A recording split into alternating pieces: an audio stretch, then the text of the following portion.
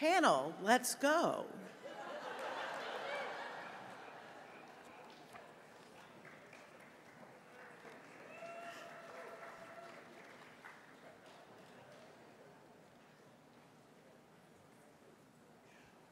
That panel. Oh, I'm so sorry. One moment, please. We went to church. Apparently, I didn't go to school. Sorry. The Beloved Conversations panel. All right, now we're on it. Beloved Conversations is an experiential curriculum that provides a space to reform and fuse the brokenness of racism into new patterns of thought and behavior, ushering in social and spiritual healing. New ways of being are learned through the actions of conversation and probing dialogue. The program was created by Dr. Mark Hicks, and he's here with us today with a panel of beloved conversation leaders to tell us more. You are a lovely panel. Thank you for showing up. Good morning, General Assembly. Good morning. It's so good to be with you and to have witnessed that moment that we just had. Amazing, amazing. My name is Mark Hicks, and I am the director of the FOS Collaborative Laboratory for Innovation in Faith Formation. The FOS Collaborative is part of the educational offerings at our UU Seminary, Meadville Lombard in Chicago. The namesake for this UU nonprofit is Sophia Lyon Foz. If you're not aware of her legacy, she was what I would call a redwood in religious education. She was a spirited entrepreneur who challenged the status quo about how we teach our people to integrate faith into their daily lives.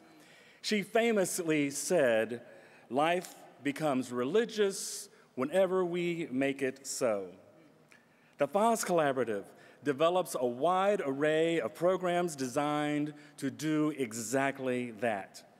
From teaching UUs how to integrate spiritual depth into social justice work, to preparing our congregations how to engage multi-faith partners, the Collaborative brings an educator's mind to some of the thorny and complex problems we face in our congregation and in our world. So Beloved Conversations was commissioned, but when one of our largest congregations asked for help in learning how racism and white supremacy block our capacity to be fully human and fully humane with people from different racial and cultural backgrounds. Over the last 4 years, we have been working on interpersonal, institutional, and systematic systems of supremacy. From that single commission, we have been making gains. We are in over 100 congregations that are Unitarian Universalist, Jewish, and Quaker. So we are here today, including members of our amazing staff, to share a few stories about what we have learned over the last 4 years. And here to take us into that storytelling is Reverend Ashley Horan, who is the learning coordinator for Beloved Conversations. Ashley.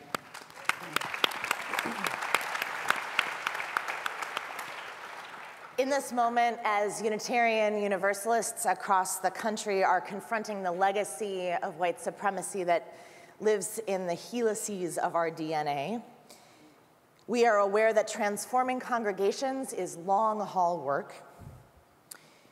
To sustain ourselves and to be truly effective catalysts for transformation, we need deep wellsprings of resilience, as well as concrete skills for organizing and partnership.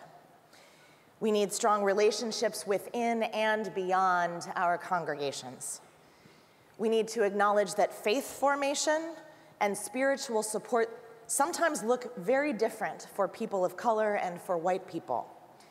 And we must minister competently and prophetically to all of those who call our faith home. This morning, a panel of leaders who have all been using Beloved Conversations as a tool for the journey will share reflections on their experiences. I want to welcome Rhonda Brown, a National Beloved Conversations retreat leader who has also led multiple rounds of the program in her own congregation at East Shore in Bellevue, Washington. Reverend Leslie Takahashi, who has been a retreat leader for the Bay Area cluster of congregations, as well as in her own congregation, Mount Diablo Unitarian Universalist Church in Walnut Creek, California. And Robin Pugh, Vice President of Loretta and Director of Lifespan Religious Education at the UU Church at Washington Crossing in Titusville, New Jersey, which just completed its first round of Beloved Conversations this spring. So first, yes, we're lucky. Wonderful panel. Would you please reflect on any changes or transformations that you have seen occur in your congregations as a result of your participation in Beloved Conversations? Yes. What I want to say is that Beloved Conversations gives people a way of perceiving. It's like a seventh sense. And once the hearts are open, people who complete the program report they see things that they have never seen before. They see discrimination in the grocery store. They see aggressions on public transportation. They see dynamics within their own families and within their own churches, which have more and more a mixed racial palette. We have just, in the congregation that I serve, completed our fourth round, offering it each January to June for 4 years. We have about 10% of the congregation who has completed it. And last month we had our first alumni gathering, and we talked about how Beloveds could continue to change congregational culture as our new strategic plan includes an aspiration to be exuberantly multicultural. All right. Beloved Conversations has given new tools to leaders already seasoned in multicultural dialogue, but it has also traveled with some on their first journey into this conversation.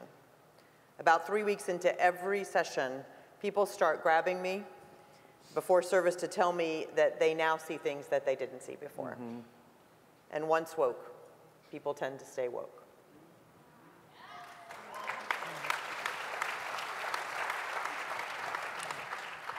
We started our first Beloved Conversations workshop in the fall of 2013. The first thing that Beloved Conversations did was to create a firm foundation to deepen the discussion and commitment to racial justice at East Shore. Beloved Conversations also gave attendees the opportunity to join together and take action. That's what people wanted to know, is how to take action to combat racial injustice. In 2015, this started with a small group of Beloved Conversations attendees who decided to organize a public witness group to support Black Lives Matter. And I have to say that the two that started that are here, sitting over there. Woo! So this group meets every Sunday at a busy intersection near the church and displays signs of support for Black Lives Matter. And that's when the real racial justice discussion began, as people became challenged or curious about the Black Lives Matter movement. Beloved Conversations attendees then started a monthly dialogue for the congregation called Conversations About Race. It's created a forum for deep and honest discussion about racial issues. Our last discussion was held the week before the recent white supremacy teach-in that we had. And we had over 50 members of the congregation come and speak honestly about racism.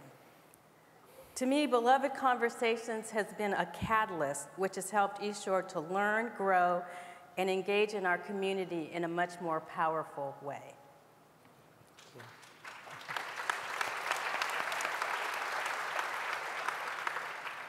Our congregation's racial justice work had been dormant for a decade, but we called a new minister in the summer of 2015, the summer of Ferguson. 25% of our congregation began Beloved Conversations a week after the election last November and wrapped up the program right before the white supremacy teach-in. Our congregation has changed tremendously over the last 3 years, but Beloved Conversations gave us the container we needed to do this work well. Our participants were 30 to 80 years old, and though everyone didn't end up in the same place, everyone undoubtedly moved further along the continuum of understanding privilege, race, and white supremacy.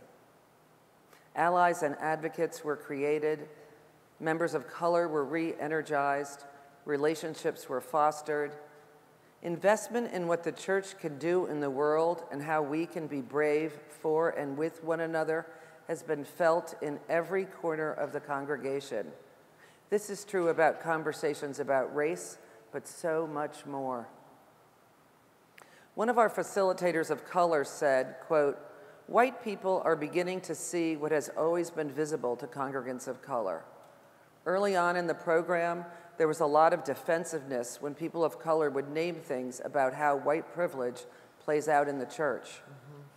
A mere few months later, I noticed the open dialogues, the willingness to challenge long-held assumptions and be true allies. I love that my small group has chosen to continue to meet because of the positive transformation, genuine conversations, and a commitment to racial justice work," unquote.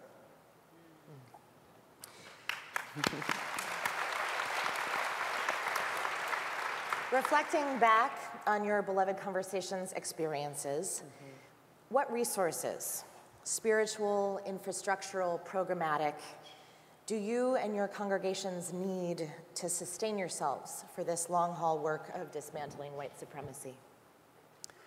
One reason that I'm an advocate for Beloved Conversations is that it teaches white folks that they can learn about oppression without using their fellow congregants of color as their only teachers.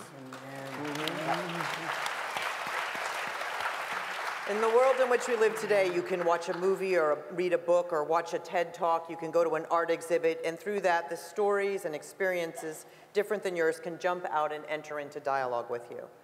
And this is important because the people of color in our faith so often do end up being those teachers, being the accountability mechanism, doing the spiritual domestic work, as Reverend Dr. Rosemary Bray McNatt puts it.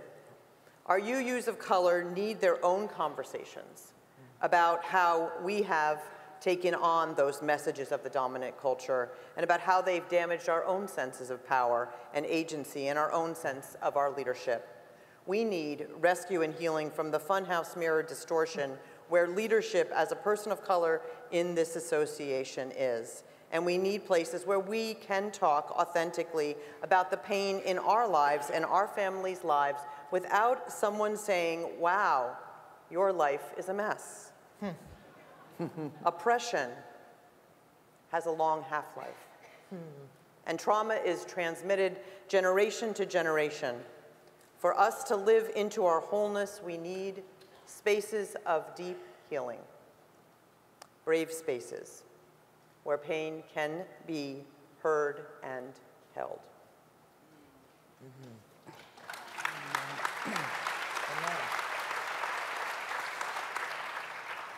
As a lay leader, one of the most important resources that I work with in doing the Beloved Conversations workshop is working with our minister. The deep work of tackling racism requires a level of introspection that can be daunting at times and painful. I'm fortunate to have great support from a minister who makes herself available to provide pastoral support for not only workshop attendees, but also for the facilitators. For the long-haul work of dismantling white supremacy, as we heard today, we need to find ways to give voice to the experiences of people of color in the wider UU community. And I think that that can help white UUs to gain a better understanding of what changes are needed. And in addition, I would love to see an expansion of the Beloved Conversation Network. We have a lot of people that are alumni of Beloved Conversations. and allow the attendees and facilitators to connect, share best practices, and build additional modules.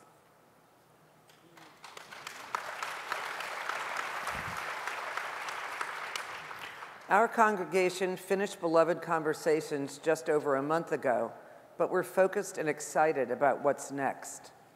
We've created a People of Color circle that meets once a month for spiritual deepening and connection that can be, but doesn't have to be, about this work. Maintaining this space and creating other forms of support for our members of color will continue to be vital to our work and the health of all in our community. Going forward, we hope for something that will draw people who are resistant or afraid into racial justice work. We're also yearning for a next step curriculum that keeps those who are committed but weary engaged and resilient within a community they sometimes would rather not work so hard in. Lastly, we have learned a lot about what we want to change to address white supremacy within our congregational system, which can feel overwhelming, but we don't have many or any resources on how it could look.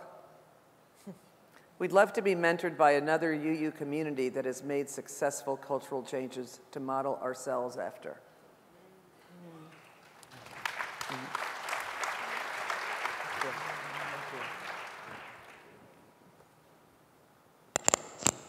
I want to add my deep appreciation to these four amazing leaders who are bringing this work to our people.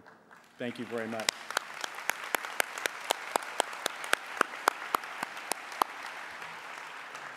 We all know that racism is as old as history itself. We also know that dismantling racism at all levels in our lives requires the development of intentional skills and deep, deep spiritual resources. Beloved Conversations is one important tool among many for combating white supremacy. And it's thrilling to see how our people are applying these insights into every aspect of their lives. As you see this wonderful brochure here that says, "What are you doing today to dismantle white supremacy?"